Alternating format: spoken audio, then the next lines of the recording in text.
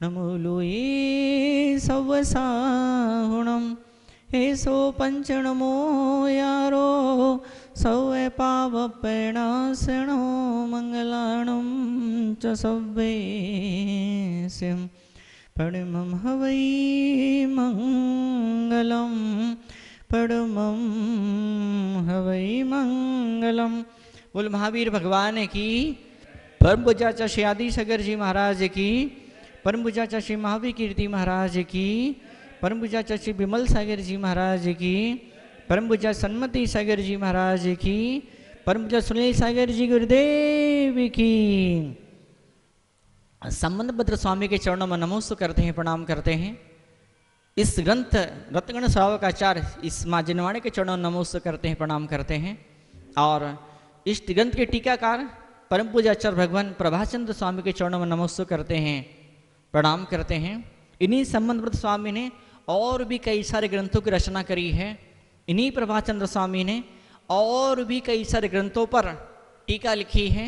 आप प्रार्थना करी परमात्मा से, परमात्मा अगले जन्म में मुझे संबंध भद्र ऐसा महान महान महान आचार्य बनाना है, और अगर ऐसा न हो पाए तो मुझे प्रभाचंद्र जैसा महान महान आचार्य बनाना, ताकि इन पवित्र ग्रंथों की मैं टीका कर पाऊँ, मैं इस पवित्र अमृत को जन जन तक पहुंचा पाऊँ मैं।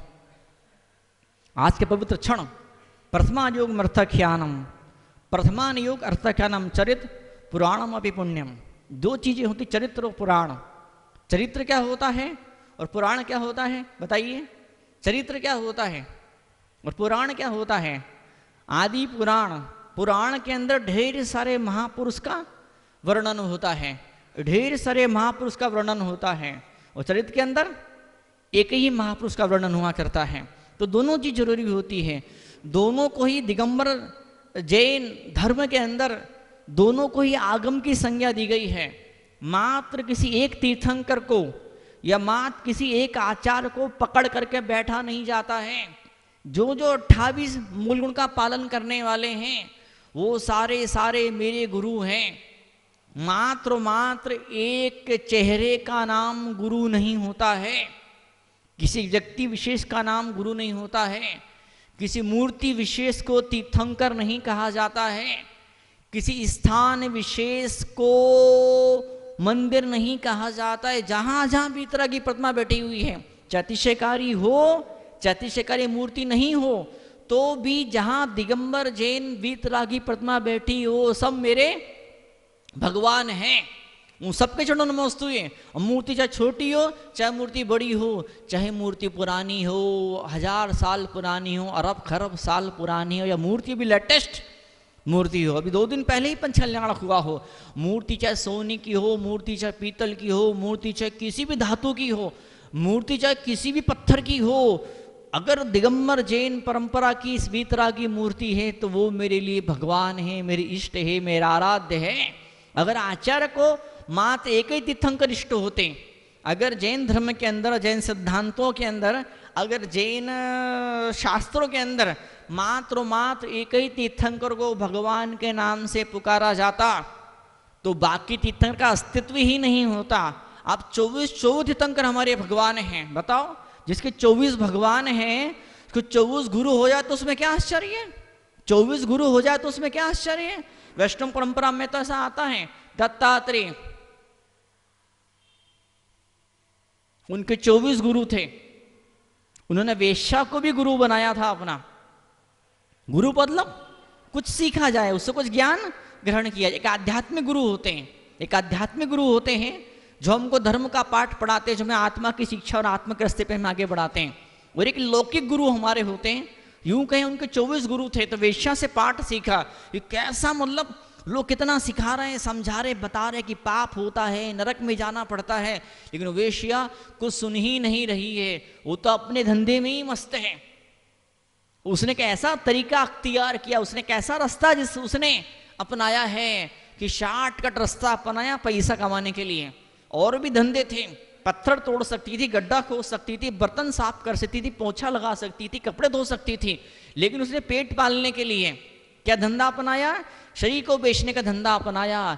ऐसे ही कुछ महिलाएं जिन्हें वेश्या बोलते हैं वो अपने शरीर को बेचती है, और कुछ लोग ऐसे होते हैं जिनका दिमाग वेश्या की तरह होता है, वो अपने दिमाग को बेच देते हैं, वो अपनी भावनाओं को बेच देते हैं। उन्हें कुछ पैसे दे दिए जाए, उन्हें कुछ सम्मान उन्हें दे दिया जाए, तो क्या होता है, वो अपने सिद्धांतों को बदल देते हैं, वो अपनी सोच को बदल देते, अपने चिंतन को बदल देते, अपने लाइफ स्टाइल को वो लोग चेंज कर देते, बदल दिया करते हैं। ऐसे ढेर सारे पंडित जी लोग, ऐसे ढेर सारे विद्वान लोग जैन धर्म के इतिहास में भी हुए हैं। पहले कुछ और बोला करते थे, फिर अमुक अमुक के संपर्क में आए, फिर कुछ और वो लोग बोलने लगे, जो कुछ भी कह रहे हैं, जो कुछ भी बात है। एक महिला आई थी, बोले महाराज जी मेरा बेटा अमुक के प्यार में अंधा हो गया है, मेरा बेटा अमुक के प्यार में अंधा हो गया है। तो मैंने कहा ये रत्नकर्ण स्वावकाचार्य उन अंधी आंखों का इलाज करने वाला डॉक्टर है। गुरे समुद्र सागर इस डॉक्टर का क्या है, अटेंडेंट, उसका आगे पीछे घूमने वाला, उसकी व्यवस्थाओं को जमाने वाला। रत्नकर्ण स्वावकाचार्य चरित्र, चरित्र मतलब क्या, मात्र एक ही महापुरुष का वर्णन करने वाला वो चरित्र। और पुराण मतलब क्या, जो 24 के 24 भगवान का सारे महापुरुषों का 63 के 63 सलाह का पुरुषों का वर्णन करे, उसे पुराण कहा जाता है। चरित्र भी जरूरी है, पुराण भी जरूरी, दोनों ही जरूरी हैं। हम चरित्र को हटा के काट के अलग नहीं कर सकते हैं, और नहीं पुराण को काट के हटा के हम अलग कर सकते हैं। लेकिन वर्तमान में तो ऐसा ही हो रहा है, अमुक पुराण के दीवाने हैं, अमुक चरित्र के दीवाने हैं, तो ये चीज उचित नहीं है। पति एक होता है, पति एक होता है, पति एक होता है, लेकिन गुरु हजार हो सकते हैं। जिन जिन के पास 28 मूल गुण होते वो सब हमारे गुरु होते। नमन उन 28 मूल गुणधारी के चरणों में प्रणाम करते हैं। हे आचार्य भगवान, दोनों परम पूज्य पवित्र महान आचार्य की तस्वीर यहाँ पर लगी हुई है। आचार्य भगवान विद्यासागर जी महाराज, आचार्य भगवान सुनील सागर जी महाराज, हमें दोनों महापुरुषों के चरणों में, तपस्वी के चरणों में नमोस्तु करते, प्रणाम करते। हे गुरुदेव, हमें ऐसी शक्ति दो, इन आंखों को ऐसी ताकत दो, दिमाग को ऐसी बुद्धि दो कि जहाँ कहीं 28 मूल गुण को पालन करने वाले मुनराज मिले, गर्दन बिन झुकाए ऑटोमेटिक झुक जाए। हम सोचे नहीं तो भी ऑटोमेटिक, बिना सोचे बिना प्रयास के सपने में इन गुरुओं के दर्शन हमको हो जाए। आज भी ऐसे सौभाग्यशाली धर्मात्मा लोग हैं, जो महिलाएं और जो पुरुष अमुक अमुक तीर्थ पर नहीं जा सकते हैं, इच्छा बहुत है तो भाव से वंदना कर लेते हैं, सम्मोषण में नहीं जा पाते हैं। साक्षात शिव मंदिर, विमंदिर, बाहु सुबाहु संजात परम प्रभ, साक्षात 20 भगवान के चरणों में नमोस्तु करने, विदेश क्षेत्र जानने की ताकत नहीं है, हिम्मत नहीं है, औकात नहीं है, शक्ति नहीं है, समय नहीं है, द्रव्य नहीं है, क्षेत्र नहीं है, काल नहीं है, भाव नहीं है, तो भी सपने में फोटो के रूप में, कैलेंडर के रूप में हम दर्शन कर लिया करते हैं। तो ये भगवान हमें ऐसी शक्ति देना, हम चरित्र को भी स्वीकार करें और पुराण को भी स्वीकार करें। नमो लोये सब्व साउणम, नमो आयरियाणम, नमो उवझायाणम। ये पंच परमेष्टि नमोकार मंत्र में वर्णित पंच परमेष्टि हमारे इष्ट है, आराध्य। भगवान आशीर्वाद दो कि सपने में कहीं अभिनय न हो पाए, सपने में कहीं इसी ग्रंथ के अंदर आता चल मलिन अगाढ़ दोष होते हैं। बात दर्शन विशुद्धि की बात थी कि 16 कर्ण भावनाएं, जिन 16 कर्ण भावनाओं से कोई सिंपल सा जीव तीर्थंकर बन जाता है, वो उसका नाम 16 कर्ण भावना। शुरुआत कहाँ से होती है? दर्शन विशुद्धि, सम्यक दर्शन के अंदर, श्रद्धा के अंदर चल मलिन अवगाढ़ दोष आता है। वो क्या, वो एक दोष के बारे में चर्चा करूंगा मैं। ये तीर्थंकर मेरे हैं और ये मेरे नहीं हैं, ये सम्यक दर्शन में दोष है। इससे सम्यक दर्शन नष्ट तो नहीं होता है, इससे सम्यक दर्शन नष्ट तो नहीं होता है, लेकिन इसमें गंदापन, मटमैलापन पैदा हो जाता है। और जब पानी लंबे टाइम तक, जब कुएं से पानी नहीं निकाला जाए तो पानी सड़ जाता है, बदबू मारता है, किसी काम का नहीं रह जाता। तो वक्त चलते संभल जाना, सुधर जाना, होश में आ जाना। चरित्र भी जरूरी है, पुराण भी जरूरी है, सब मेरे हैं। हाँ, ये अलग बात है कि किसी से मुझे तपस्या और त्याग और ज्ञान और ध्यान की विशेष शिक्षा मुझे मिली है, तो मेरे मन में उनके लिए बहुत बहुत बहुत बड़ा स्थान है। वो चूंकि तपस्वी हैं, चूंकि वो त्यागी हैं, चूंकि 28 मूलों का पालन करते हैं, वो चाहे किधर भी हैं, यहाँ पर है या 1000 लाख किलोमीटर दूर बैठे हैं, यहाँ पर है या 100 साल पहले हुए थे, 1000 साल पहले हुए थे, अरब खरब साल जो भी आगे आने वाले हैं, जो भी हैं, जिन जिन के पास 28 मूल हैं, नमन नमोस्तु प्रणाम, नमोकार मंत्र में से एक पद कट मत कर देना। एक दिन में और बोला था कि नमो अरियंताणम, नमो सिद्धाणम, नमो आर्याणम, नमो वज्रायणम, नमो लोई सब साउणम।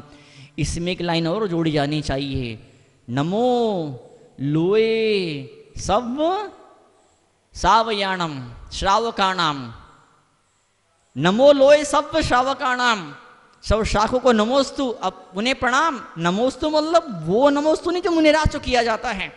जिस तरह से पंच परमेष्टि की पूजा आराधना की जाती है, उस तरह से श्रावक को सम्मान नहीं दिया जाता है। अर्घ्य भेंट करना है, पाद प्रक्षालन करना है, आहार दान देना है, वैयावृत्ति करनी है, चरण स्पर्श करना है, ये तपस्या किए जाते हैं। और यही क्रिया गृहस्थी में भी की जाती है। राखी के मौके पर बहन अपने भाई की आरती उतारती है।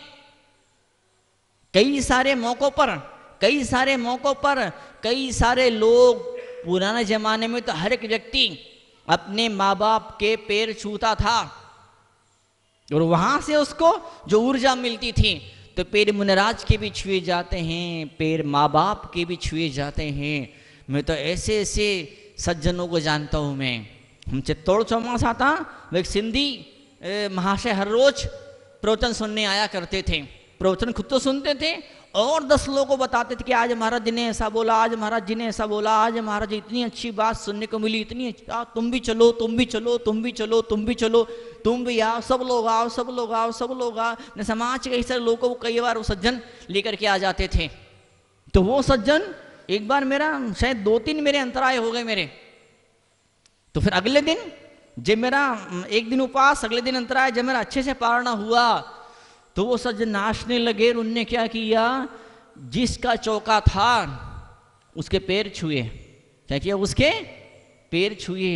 ये सौभाग्य आपको मिला है, आप किस्मत वाले हो, आप सौभाग्यशाली। तो निश्चित रूप से आप श्रावकों के लिए जो व्यक्ति दिगंबर मुनिराजों की सेवा में जुटा हुआ, लगा हुआ, जो ने समय का दान दे रहा है, आप श्रावकों के लिए जो इंसान माँ जनवाणी के अध्ययन में लगा हुआ है, आप श्रावकों के लिए जो इंसान भगवान की भक्ति में, देव गुरु शास्त्र की भक्ति में जो इंसान लगा हुआ है, वो इंसान, वो श्रावक, वो श्राविका आपके लिए सम्माननीय है और पूजनीय है। जिस तरह से माता पिता पूजनीय, उस तरह से वो श्रावक भी आपके लिए पूजनीय है। भले ही आपका उसे पंगा हो, भले ही आपको सो गाली देता हो, भले ही वो आपसे चिढ़ता हो और नफरत करता हो। तो आचार्य भगवान लिखते हैं, चरित्र पुराण, चरित्र भी प्रथमानुयोग के हिस्से हैं, पुराण भी प्रथमानुयोग के हिस्से हैं। देखिए, कहानी किस्सों के माध्यम से, उदाहरणों के माध्यम से किन किन लोगों ने इन सिद्धांतों को पिया है, जिया है, कौन कौन लोग धर्म के राह पे चले हैं, उसका नाम होता 63 सलाह का पुरुष। जैन धर्म के अंदर 63 महापुरुष होते हैं। 63 शलाका। शलाका मतलब क्या होता है, छड़। जेल के अंदर, जेल के सीचों के अंदर जब किसी कैदी को बंद किया जाता है, तो ऐसी मोटी मोटी लोहे की छड़ का दरवाजा होता है। वो दरवाजे में जाली नहीं होती है, वो दरवाजा लकड़ी का नहीं होता, मोटी मोटी छड़ का दरवाजा होता। छड़ को शलाका बोलते हैं। और जो कर्मों की छड़ों को, शलाकाओं को तोड़ देते, नष्ट कर देते, उनका नाम शलाका पुरुष, उनका नाम हुआ करता है। तो हम सौभाग्यशाली हैं, ऐसे 63 शलाका पुरुष के चरणों में बैठ करके हमको जैन धर्म की इस पवित्र घुट्टी को पिलाने वाले संबंधपत्र जैसे महान आचार्य हुए, प्रभाचंद्र जैसे महान आचार्य हुए, जिन्होंने रत्नकंड श्रावकाचार्य से जैसे अमूल्य महान धरोहर को हमें सौंप दिया। हम किस्मत वाले, हम सौभाग्यशाली हैं। इसी श्लोक के अंदर आचार्य भगवान लिखते हैं, बोधि समाधि निदानम।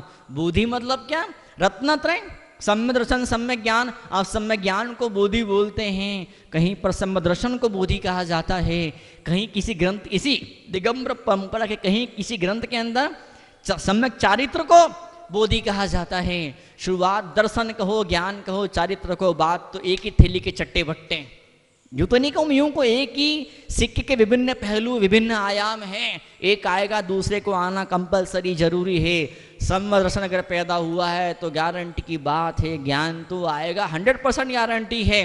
और दर्शन ज्ञान अगर रहेगा, चारित्र तपस्या और त्याग के फूल अपने आप जीवन में खिलने लगेंगे। ऐसा ग्रस्त भले ही प्रतिमा के नियम न धारण कर पाए, ऐसा ग्रस्त भले ही प्रतिमा के नियम धारण न कर पाए, एलक छुल्लक मुनराज की बात तो बहुत दूर है, माता जी की बात तो बहुत दूर है।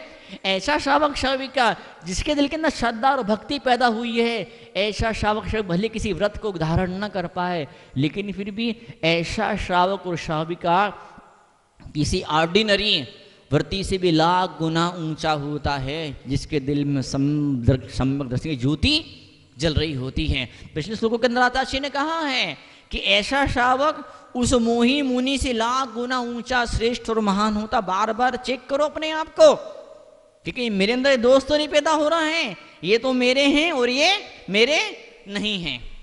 ये मंदिर मेरा है, वो मंदिर मेरा नहीं है। ये ग्रंथ मेरा, ये ग्रंथ मेरा नहीं है। ये मुनि महाराज मेरे हैं, वो मुनि महाराज मेरे नहीं है। ये छोटी बुद्धि अगर होती है तो मैं समझता हूँ कि हम यहाँ पे आकर के भी खाली आया था और खाली चले गया, कुछ ग्रहण करके नहीं गए हम यहाँ से। तो आचार्य भगवान आप लिखते हैं बोधि समाधि निदानम, जो बोधि पैदा होती है सब सम्यक दर्शन गारंटी है, चैलेंज है।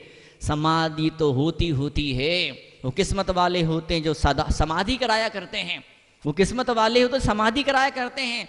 जब बड़ा प्रतिक्रमण पढ़ते थे, जब मुनिराज जो बड़ा प्रतिक्रमण, जो पाक्षिक और वार्षिक और चतुर्मासिक और जो औत्तमातिक प्रतिक्रमण पढ़ते हैं, उसके अंदर एक शब्द आता है, क्या आता है उसके अंदर? समाधि किसे कहा जाता है? किसी त्यागी के मन में इतना सा भी खेद पैदा हो रहा है, किसी त्यागी के मन में इतना सा भी दुविधा और उलझन पैदा हो रही है आपकी वजह से, तो आपने असमाधि करा दी। क्या करा दी? आपने असमाधि करा दी। समाधि मतलब मर जाना ऐसा नहीं होता है, समाधि मतलब मर जाना ऐसा नहीं होता है। इसी ग्रंथ के अंदर एक पूरा अध्याय समाधि के लिए समर्पित किया है। समाधि मतलब क्या होता, कैसे होता, कैसे की जाती है, हम चर्चाएं करेंगे।